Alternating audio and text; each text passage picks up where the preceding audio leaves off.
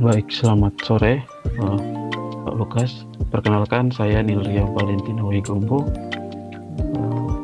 Di sini saya akan mempresentasikan tentang proposal proyek UAS alat elektronik, yaitu Vibe Check, yang bertujuan untuk memantau dan membantu mengelola tingkat stres berbasis IoT. Yang berikut langsung ke latar belakang dan tujuan proyek. Di latar belakang di sini sendiri, kemampuan kelola stres semakin turun, dan kemungkinan di sini generasi Z saat ini jadi generasi yang paling stres.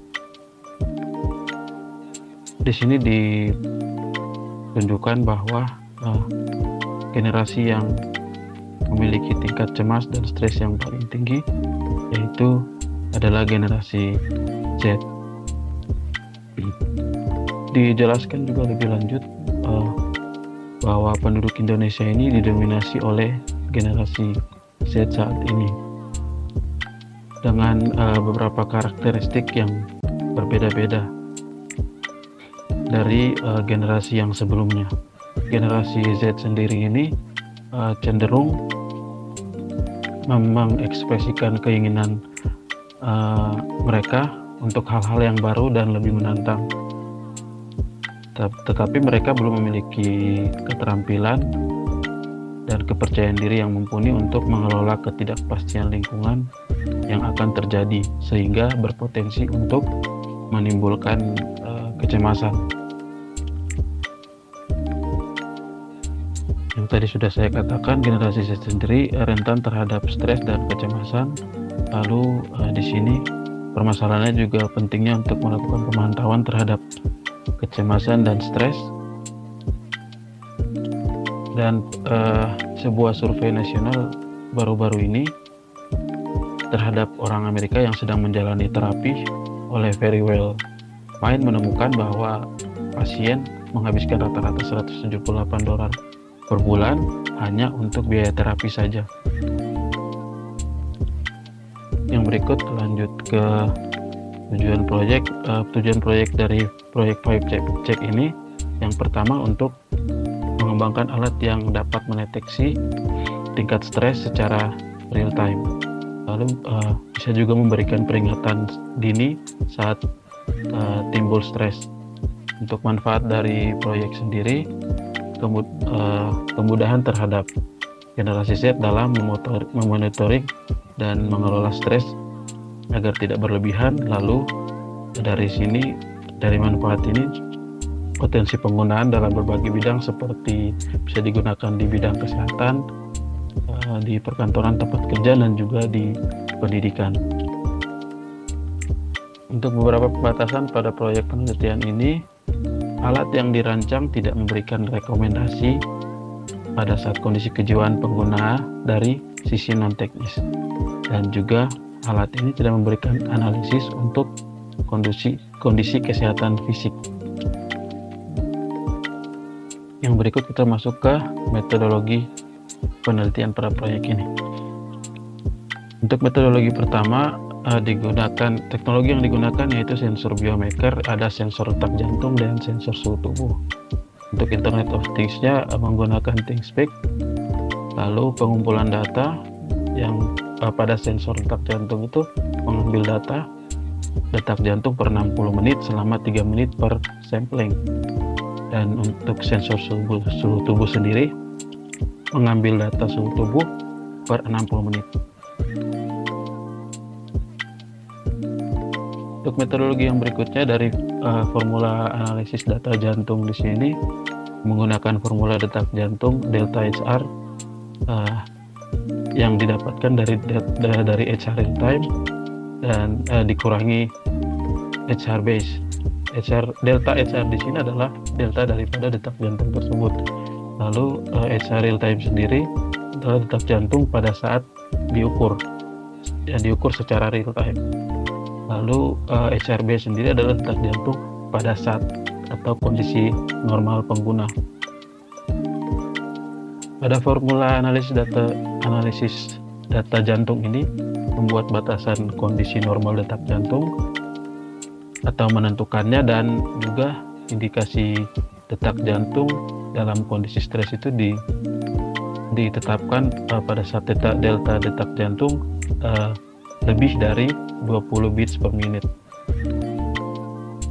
Untuk metodologi pada formula analisis data suhu tubuh sendiri, yaitu memasukkan data base suhu tubuh pengguna, lalu membuat formula data suhu tubuh delta SH sama dengan SH real time dikurangi SH base.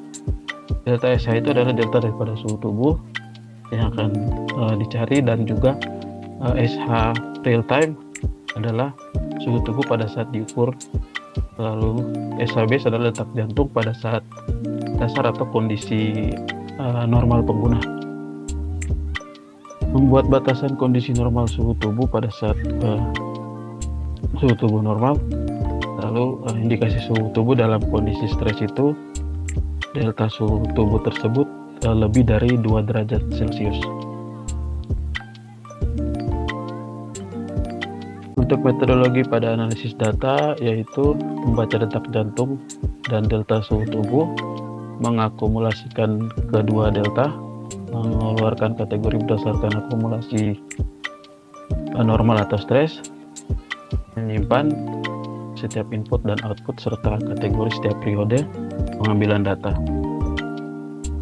Intervensi sendiri memberikan peringatan saat batas akumulasi delta melampaui batas settingan yang ditentukan. Yang berikut kita masuk ke arsitektur sistem atau perancangan sistem. Di sini ada beberapa komponen utama, yaitu microcontroller ESP8266 yang digunakan untuk mengolah data sensor komunikasi dengan platform cloud yang di sini. Lalu ada sensor detak jantung yang digunakan untuk mengukur detak jantung dan HRV. Lalu ada sensor suhu tubuh untuk mengukur suhu tubuh,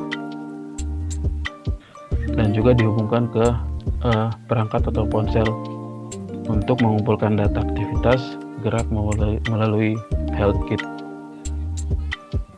Ini komponen utama yang digunakan yang tadi sudah jelaskan di atas. Ada microcontroller, sensor suhu, dan juga sensor detak jantung.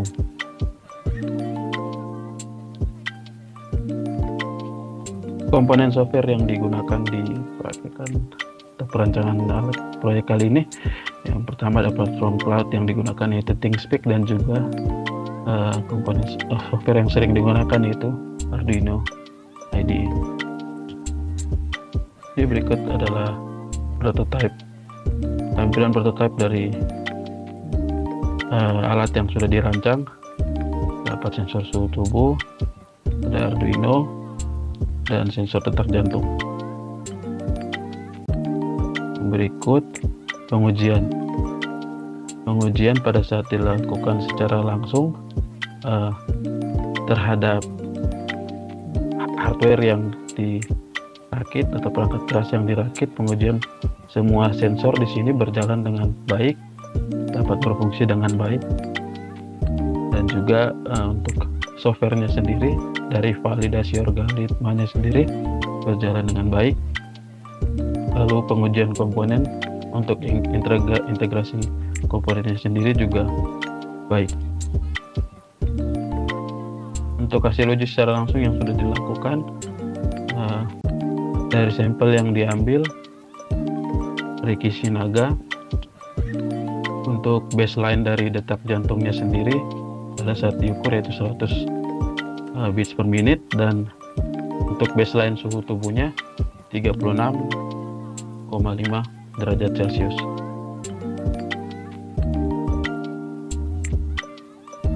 Lalu yang terakhir ada penutup dan kesimpulan atau harapan dari ilustrasi 5check di masa depan yang bisa dirancang, yaitu desain ini memiliki gelang yang lebar dengan tampilan yang kokoh, lalu bisa diharapkan ada tampilan digital yang besar dan sensitif terhadap sentuhan.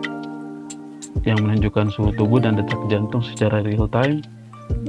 Dan sensor suhu dan detak jantung lebih terlihat dan ditempatkan di bagian bawah gelang untuk kontak yang lebih baik dengan kulit. Dan juga gelang ini memiliki tampilan yang sporty, cocok untuk dilakukan untuk pemakaian sehari-hari maupun aktivitas kebugaran atau olahraga sehari-hari. Baik, mungkin sekian dari presentasi saya. Jika ada kesalahan, saya mohon maaf. Terima kasih Pak Lukas. Selamat sore.